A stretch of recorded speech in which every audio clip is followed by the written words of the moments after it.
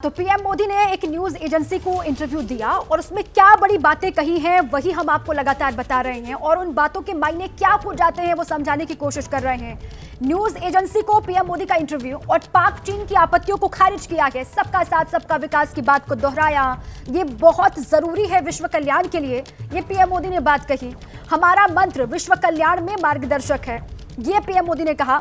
और पाकिस्तान और चीन को खरी खरी पीएम मोदी की दो टूक कह दिया कि अपने देश के भीतर हम बैठक कहीं भी कर सकते हैं, बातचीत से ही समस्याओं का हल होता है, इस बात का भी जिक्र किया है।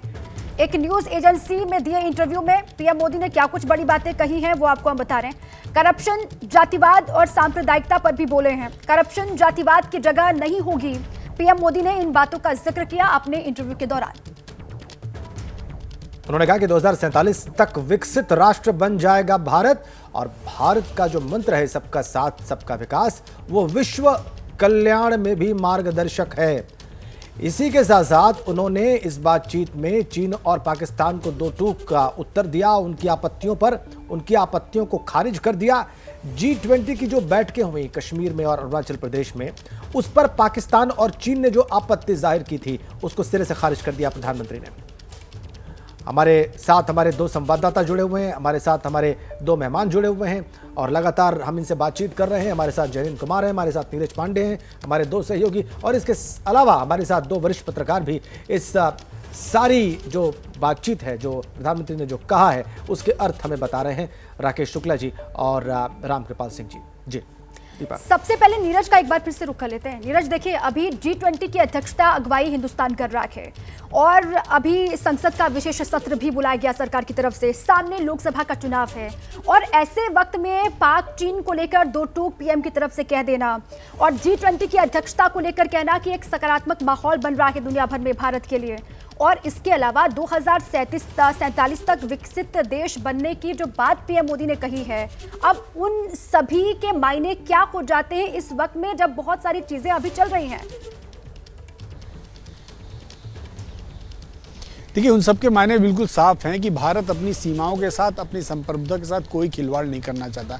भारत अपनी जो 140 करोड़ की जनता है उसके लिए रिस्पॉन्सिबल है, भारत सरकार उसके लिए रिस्पॉन्सिबल है। इसलिए एक सवाल के जवाब में उन्होंने कहा कि भारत G20 के आयोजन को अपनी परिधि के, अपनी सीमा के अंदर वो कहीं भी कर सकता है, चाहे वो कश्मीर हो, चाहे वो कन्याकुमारी हो या देश का दूसरा कोई हिस्सा हो।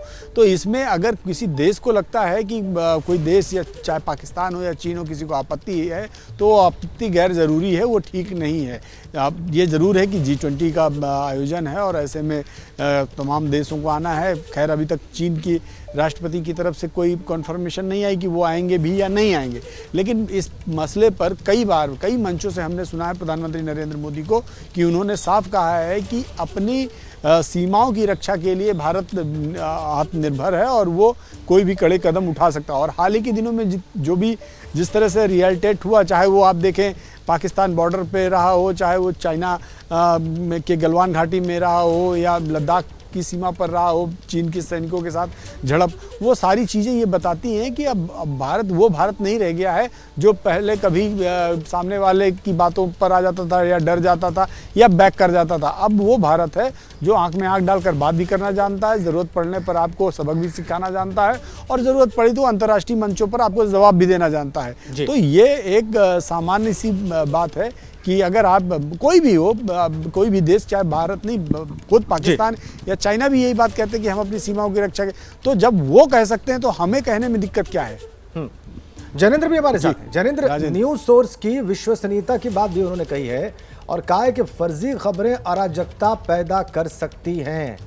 इस मोड़ पर प्रधानमंत्री के इस बयान के क्या मतलब है जयेंद्र? बिल्कुल राजेंद्र, देखिए, प्रधानमंत्री ने विस्तार से न सिर्फ वैश्विक राजनीति बल्कि देश की अर्थव्यवस्था और जो चुनौतियां हैं देश और दुनिया के सामने, उन तमाम पहलुओं पर बात की है और ख़ासतौर पे आतंकवादियों की तरफ से जिस तरीके से काला धन का इस्तेमाल या फिर गलत सूचनाएं समाज में फैलाने की कोशिश जो की जाती है उन पर भी बात की है, उसे खतरनाक बताया है। साथ ही फेक न्यूज़ को लेकर के उन्होंने जो है अपनी चिंताएँ जाहिर की हैं। देश की जो अर्थव्यवस्था और सियासत में जिस तरीके से फिलहाल का फ्री देने का एक नया कंपटीशन शुरू हो गया है। प्रधानमंत्री उस पर पहले भी बोल चुके हैं कि देश के अर्थव्यवस्था के लिए लंबे समय में ये जो है वो चीज़ें खतरनाक हो सकती हैं। एक बार फिर प्रधानमंत्री ने दोहराया है कि तात्कालिक राजनीतिक लाभ के लिए जो आर्थिक नीतियां लाई जाती हैं, जिसमें कि मुफ्त खोरी को बढ़ावा दिया जाता है, हालांकि प्रधानमंत्री इसके लिए मुफ्तखोरी शब्द का इस्तेमाल नहीं किया है, तो उस पर पीएम ने कहा है कि ये लंबे समय में जो है वो देश की अर्थव्यवस्था को नुकसान पहुंचाती है और इसका सबसे ज्यादा खामियाजा जो है वो गरीबों को ही भुगतना पड़ता है। तो दुनिया को संदेश दिया है चीन और अमेरिका, खासतौर पे चीन को, पाकिस्तान को संदेश दिया है कि अरुणाचल से लेकर कश्मीर तक भारत अपने हिस्से में कहीं भी कोई भी बैठक आयोजित कर सकता है। तो वहीं आतंकवाद को लेकर के, फेक न्यूज को लेकर के जो चिंताएं हैं और देश की अर्थव्यवस्था के लिहाज से जो फ्री पॉलिटिक्स की एक नई सियासत देश में चल रही है, उसको लेकर के प्रधानमंत्री ने अपनी चिंताएं और अपनी राय जाहिर की। आत्मविश्वास से लबरेज भारत का जिक्र करते हुए पीएम मोदी दिखाई दिए। पत्रकारिता कोई इमोशन नहीं है, ना अपना कोई ज्ञान देना है और ना कोई विचार थोपना है। पत्रकारिता क्या है? पत्रकारिता का मतलब है सही जानकारी इकट्ठा करना और तथ्य बताना। पत्रकारिता आज जितने महत्वपूर्ण दौर में है, शायद पहले नहीं थी। इस दौर से निकलने के लिए सिर्फ सच दिखाने की जरूरत है, वो सच जो आपके हित को आगे रखे। इसलिए अब रात 9 बजे प्राइम टाइम नहीं होगा, ये आपका टाइम है। जगविंदर पटियाल के साथ देखिए पब्लिक इंटरेस्ट, सोमवार से शुक्रवार रात 9 बजे सिर्फ एबीपी न्यूज पर। एबीपी न्यूज आपको रखे आगे।